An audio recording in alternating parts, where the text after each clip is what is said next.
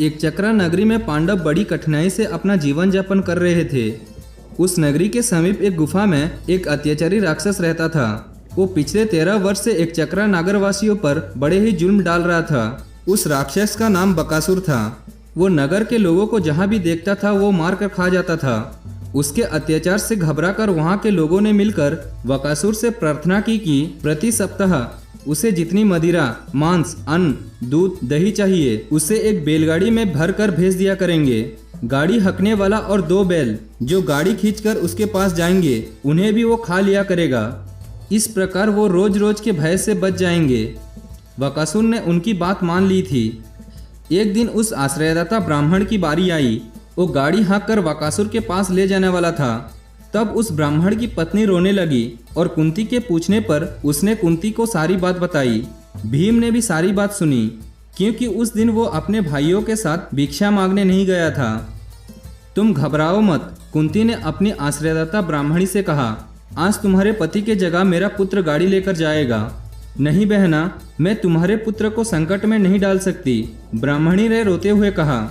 हाँ बहन, आप हमारी अतिथि हैं, ब्राह्मण ने बोला। अतिथि तो देवता के समान होते हैं। हम आपके बेटे को मौत के मुंह में नहीं ढकेल सकते।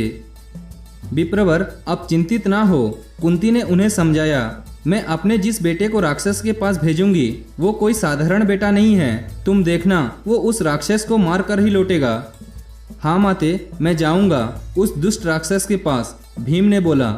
लेकिन इस बात को आप गुप्त रखें। भीम ठीक कहता है, कुंती ने बोली। अगर बात खुल गई तो मेरे बेटे की शक्ति क्षीण हो जाएगी। लेकिन बहन, ये उचित नहीं है। इससे तो अच्छा है कि मैं स्वयं ये सामान लेकर जाऊं, ब्राह्मणी ने बोली। बहन, तुमने विपत्ति में हमें सहारा दिया है, रहने को आश्रय दिया है। अब अगर तुम्हारे ऊपर विपत्ति आई है तो क्या हम पीछे हट जाएंगे?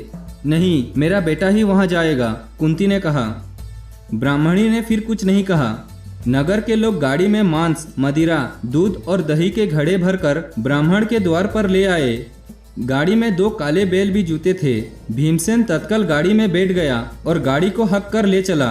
नगर के लोग गाते बजाते नगर की सीमा तक उसके साथ गए। नगर सीमा पर उनके रुक जाने पर उनके बताए स्थान की ओर भीम गाड़ी को हक कर ले गया।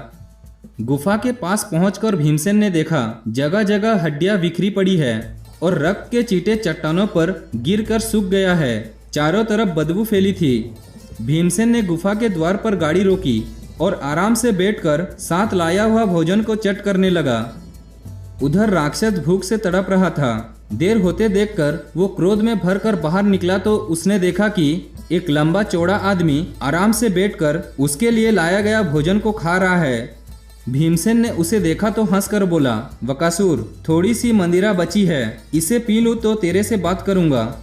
बकासुर गुस्से में भीम पर झपटा। वो देखने में बड़ा भयानक लग रहा था। भीमसेन ने उसकी परवाह ना करके मंदिरा का धड़ा उठाकर पी लिया। राक्षस गुस्से में एक पेड़ को उखाड़कर उन पर प्रहार करने के लिए आगे आया। भीमसेन ने आराम से उठा और उस राक्षस को पेड़ सहित उठाकर पत्थर पर दे मारा। दुष्ट राक्षस, तू मेरे को जरा विश्राम भी नहीं करने देता। ऐसा कहकर भीमसेन ने उसकी ओर क्रोधपूर्वक देखा। उस राक्षस की रीढ़ की हड्डी टूट गई थी। उसके मुख से खून बहने लगा था। कुछ ही पलों में उसने दम तोड़ दिया। राक्षस को मारकर भीम ने उसके शव को गाड़ी में डाला और नगर के फाटक के पास लाकर उसे पटक दिया। फिर भीमसेन ने नदी में स्नान किया और अपनी माँ के पास आकर सारा बात सुनाया। माँ कुंती अपने बेटे की बहादुरी को सुनकर खुश हो गई। मिलते हैं अगले एपिसोड में।